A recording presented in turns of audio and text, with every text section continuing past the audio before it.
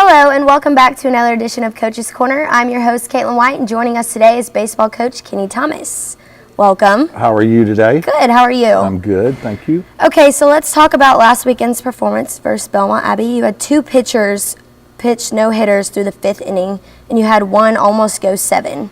Is that what you expected from your team? And the amazing thing is I took both of those guys out. Yeah. So one of them I took out after 5 innings of a no-hitter, and you hate to do that, but we went into it with a plan that we needed to see 4 or 5 guys each game, and plus we went into a plan we didn't want each of them to throw too many pitches. So Beasley on the first game, he had a no-hitter going into the 6th, and I was going to take him out, and then he convinced me to let him stay one more inning, and then he gave up a hit, so it was easy to take him out after the 6th. Well, he was coming out anyhow, I can assure you. We wasn't going to let him throw any more pitches. And the next day, Danny Wisman has a no-hitter after 5, and he starts his campaigning to pitch another inning, but I did not let him have it. Both of them did a great job. Our relief pitching has been, we've been hunting a little bit, and we've used a lot of guys, but we haven't used everybody yet, so that's a little concerning for us. And we wanted to get through the first 3 weeks of the season and see everybody, but we hadn't been able to do that. So we're still hunting a little bit on who fits what role in the relief pitchers. Right. Well, not only are your pitchers doing well, but so is your infield. Since your starting shortstop, Sean Miller, had a 9 for 10 series versus Belmont Abbey. Is that what you expected from him? Well, not really. Many of them can do that, and that was kind of, it's one of them days where every ball that hit his bat went through, and he's played.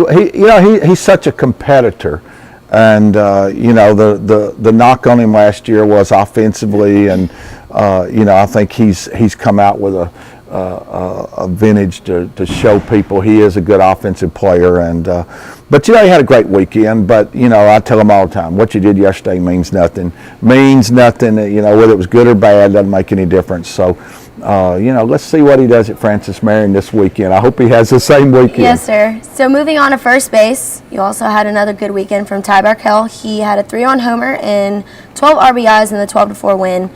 Is that what you expected from him as well? Well, we expect that from Ty, yes. He's hitting the 3, 4, and 5 hole for us. First weekend he hit in the 3 hole, then I moved him to the 5 hole, and then this weekend I hit him in the 4 hole. And, so he's in the middle of our order. And we do expect him to drive in runs, and we expect him to be a very good offensive player. And the good thing for me with Ty this year is he's played such great defense at first base. And, we don't want him to get so hung up on offense that he forgets what he's doing over there. So I'm very proud of what he's done the first 9 games defensively.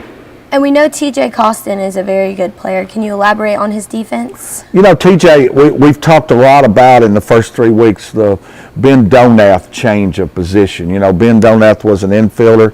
We just moved him in the fall to behind the plate catching, and everybody talks about it. It's such a new position. Well, TJ Karsten's at a new position too.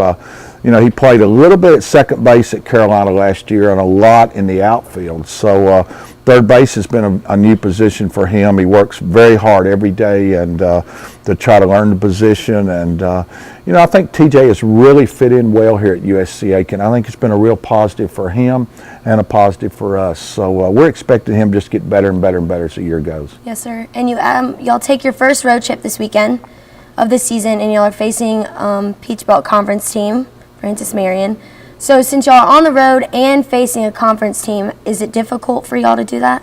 Yeah, we were supposed to play Belmont Abbey on the road one of those games this past weekend, but the snowstorm prevented that from happening. We had to play all 3 games here. So, it is tough to go on the road in the Peach Belt. There's no doubt about it.